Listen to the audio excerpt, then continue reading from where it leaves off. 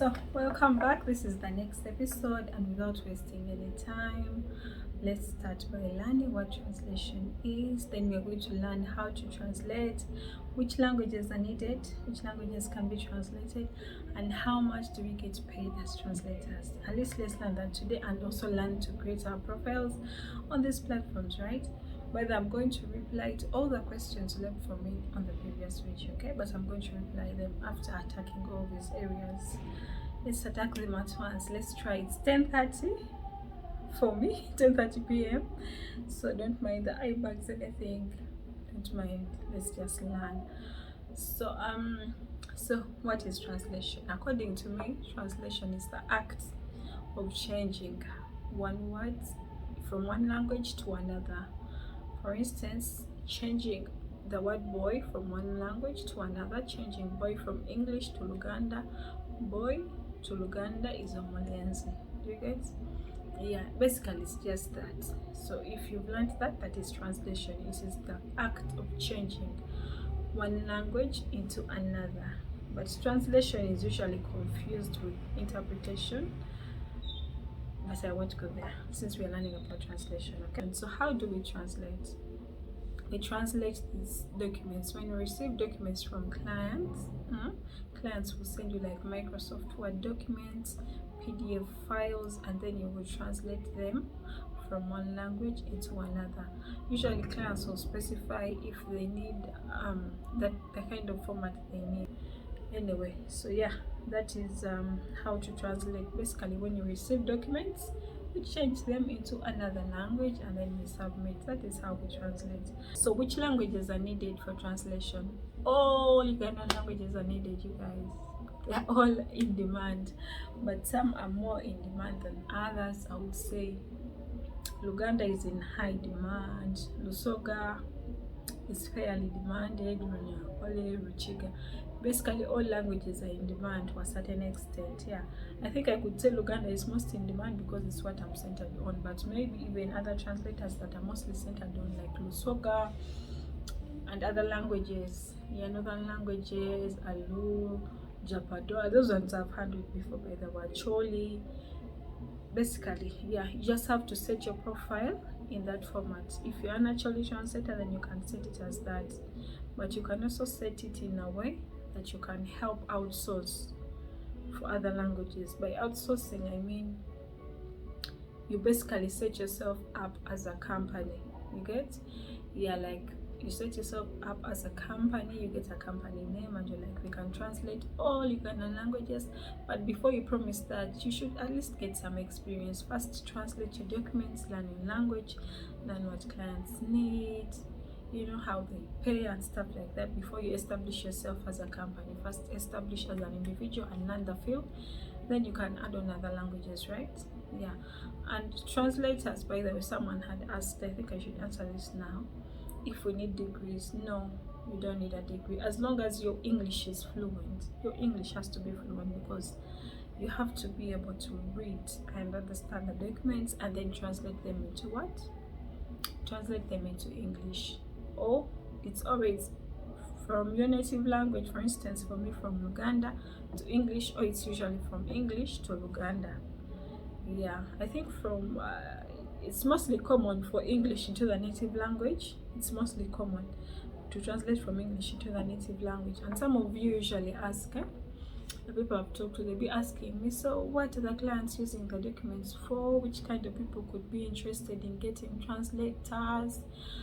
The people that are usually interested are organizations that know they're going to reach out to their clients, their customers who don't speak English, but they have to communicate a message to them. Yeah. By the way, I think one of my funniest jobs I've ever done, it can even be simple individuals, by the way, simple individuals. I've worked on some people that want to translate songs. You could find like those whites that really enjoy a song they don't understand in English and they can't find any English subtitles of a song anywhere and they want you to translate for them. Those are for the individuals and there are very few, by the way. Then maybe those people with letters, maybe my girlfriend has sent me this, I don't know what it means. And you guys, let me first tell you a quick story. There is some client I worked for, There's some client I worked for, I think she was among my first clients, and she used to see her husband communicate to girls in like the husband was Ugandan, and he used to communicate to other girls in Uganda. He was vibing them and asking them out. He was a cheater, you guys. It was insane. And then the wife, because he knew the wife was white, she wouldn't understand the Luganda, so he would always use voice notes in Luganda and then also some words in Luganda. So the wife used to screenshot and send me those audio notes for me to translate for her. It was so weird because sometimes it would be like a sex talk of Luganda, you know, like how let me not go there, but yeah, it was very insane and crazy. And you know, you can't lie to a client, because sometimes, by the one thing you should know, for translators, whatever you're translating, make sure you're very accurate, because, and especially if you're starting out, usually clients, when they give you work, after you've translated, they send them to proofreaders. Proofreaders are people that verify if the work is correct. So don't be there until you get if you don't speak like never just, you know, translate because you want to earn money and you just do fake things. Clients won't pay you by them. They will not, because they'll send to proofreaders like us who have experience, and then we'll always highlight. Yeah, I'm sure people that are very well versed with Microsoft Word, you know, time tracking. Sorry, track changes. That option of tracking changes, whereby you're going to show every wrong thing that the translator has done. And if the work is too poor, you just tell the translator, the client, that you know what, the translator didn't do a very good job. And that's how you end up not getting paid. Yeah, people don't just pay you like for. Of course, they also try to like, you know, to verify if what you're telling them is right. So yeah, so how much do translators get paid? How much do translators get paid? First, take a sip of water for that. So translators get paid according to the client they're going to work for. You should always make sure that your prices are what? They are flexible. For instance, if you're working for international clients, your quotation, we charge per word, by the way. We charge per word. There's some that usually want you to quote per page, but never do that mistake, because except for Ugandan clients we charge per page, but for international clients we charge per word, because a page can have 20 words, another page can have 500 words, so it's better to quote per word. Per word we charge minimum 0.04 per word, $0.04 per word. Let me see how much that is in shillings, by the way. I've never tried to really check. We charge between 0.04 per word up to around 0.08 for our Ugandan languages. There are some rare languages that even charge 0.2, and it might seem like less, but it's a lot of money and it adds up. And remember, per word, just like a word, let me see, my calculator is here.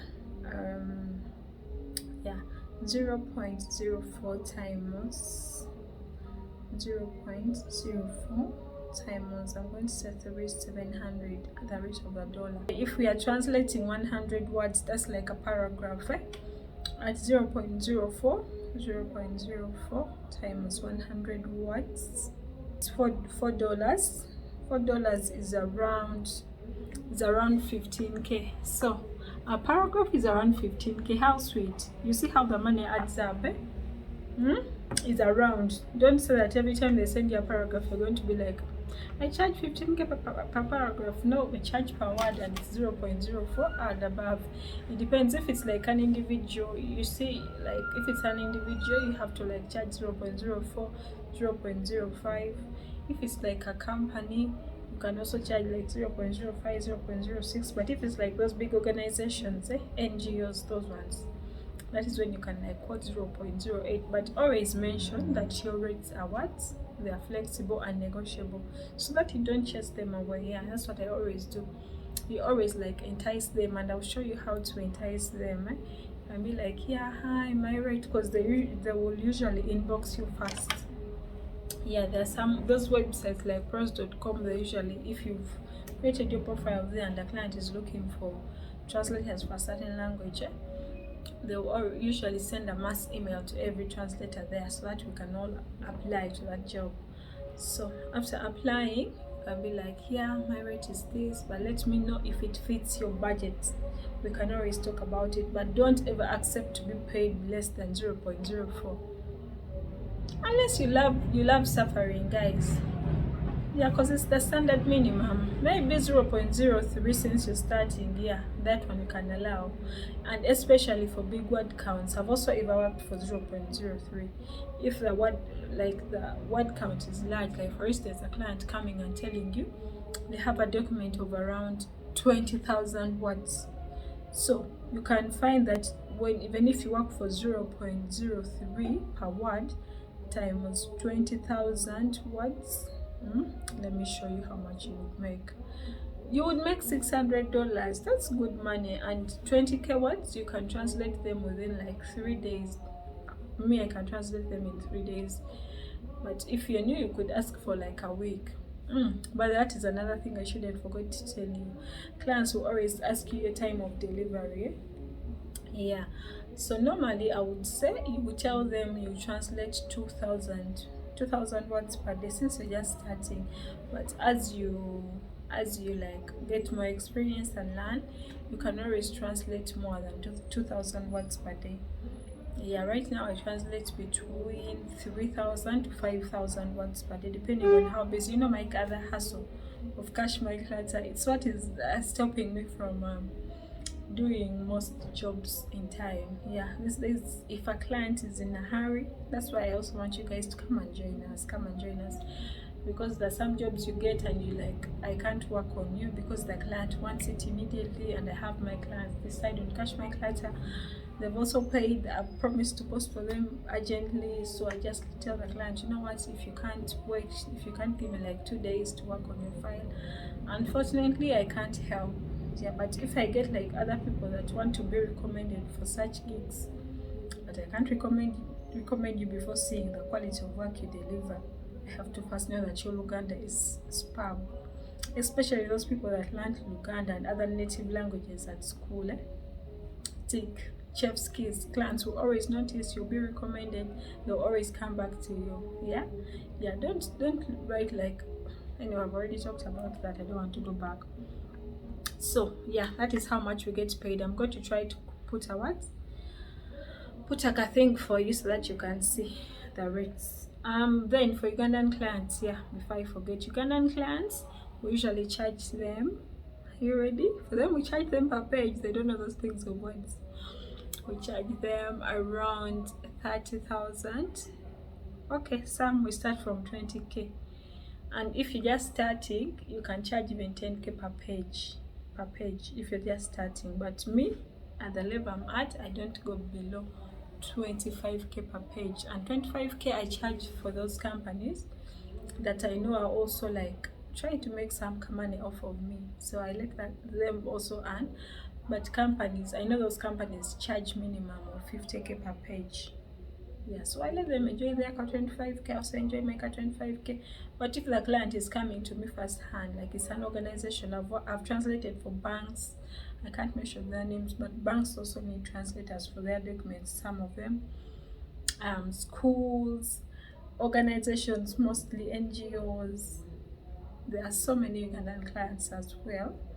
Yeah, just like I told you in the previous video, personally, why I don't base on them is because Ugandan clients, I don't know why they make their life so hard. Not all of them, some of them are the sweetest.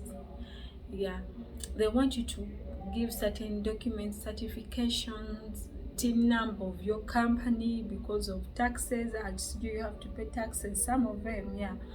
So some of them, whenever they start that jazz, I don't have a company with a TIN number. I just tell them, you know what, I can't help. Yeah, but those other ones that don't ask that info, maybe they are good. And yeah, I think I've never really been scammed by a Ugandan client. I've been so lucky. I don't know if I'm just lucky or everyone out there hasn't been scammed. But I've seen so many scandals, people reporting, people talking online. This one used me and didn't pay me, like, yeah, trying to report those companies. Some have delayed to pay me, like real delaying. There is a certain bank that took 4 months to pay me, you guys. Only 450k. A full bank, a good bank in Uganda.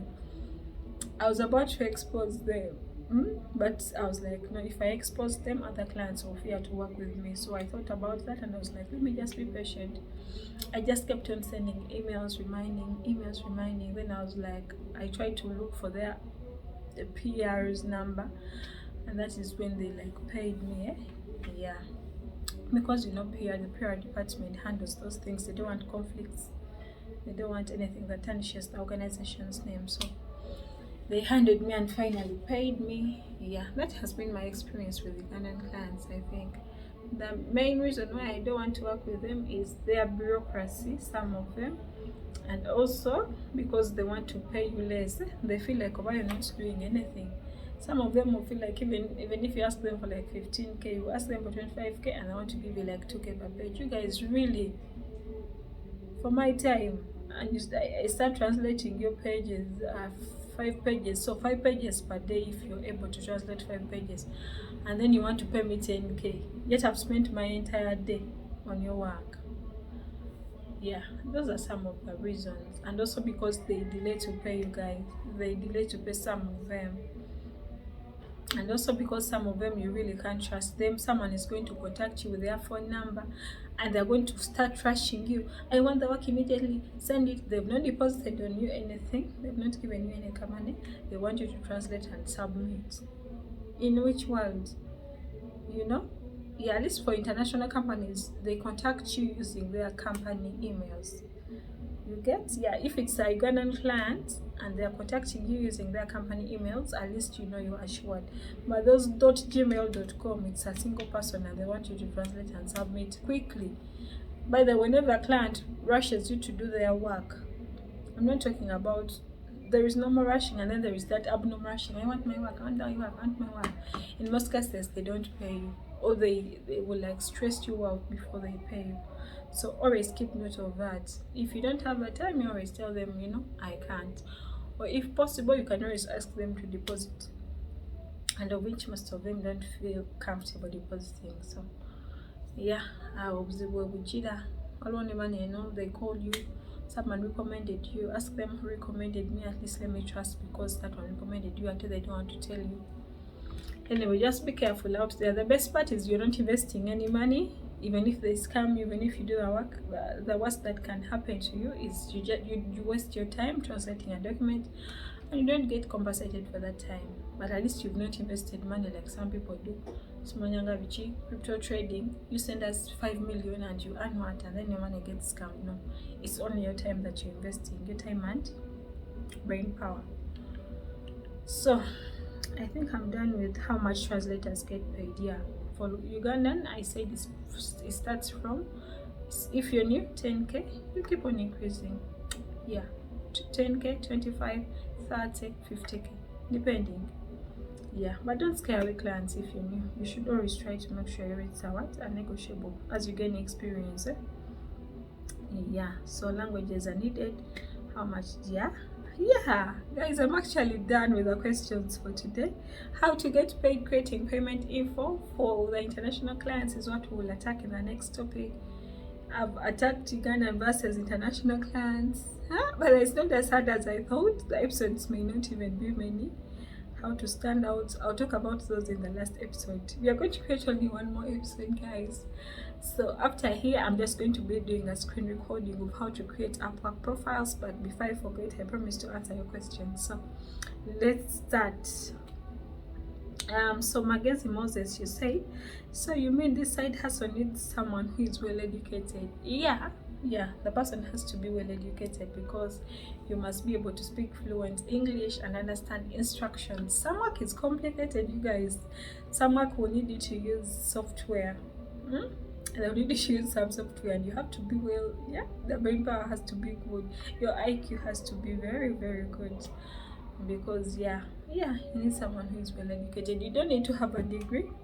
but you must be well educated. And that's why I'm even creating these videos in English, because if you don't speak fluent English, then this is not for you.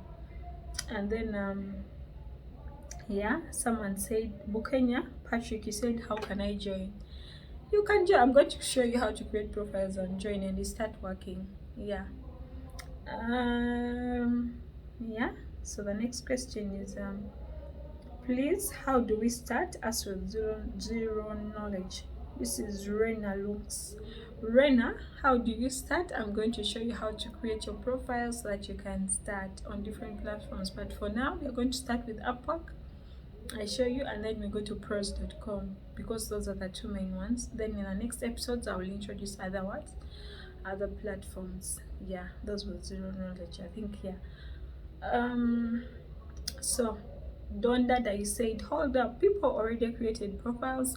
I was only told to wait for the YouTube video. Donda, the people are fast, people are quick. Hey, there you go. Please create a video for us that might have missed the first step where people create profiles. It's what I'm going to talk about next. I'm going to screen record. Yeah, someone said, Mokuye dinner, baby girl, thank you a lot. Please remind some of us about the app. I'm going to show you the apps. Yeah, other people are just showing me love. Thank you so much, guys, for the likes and the shares and the comments, and for subscribing. Thank you so much. Yeah, so I'll also reply the questions you have for me in the next video, so leave them for me. As you can see, I've answered all the questions you had for me.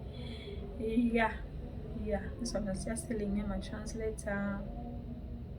Yeah, I've answered all of them. So that's it for now. It's late. I'm looking for better microphones, by the way, so that I can create better sound audio. I'm sorry about the background noises. Yeah, and also, guys, try to invest in good books, like financial books. Educate yourselves. Again, I think a motivational speaker anyway. Good night for now. Let me screen record. Yeah, bye. I love you guys so much.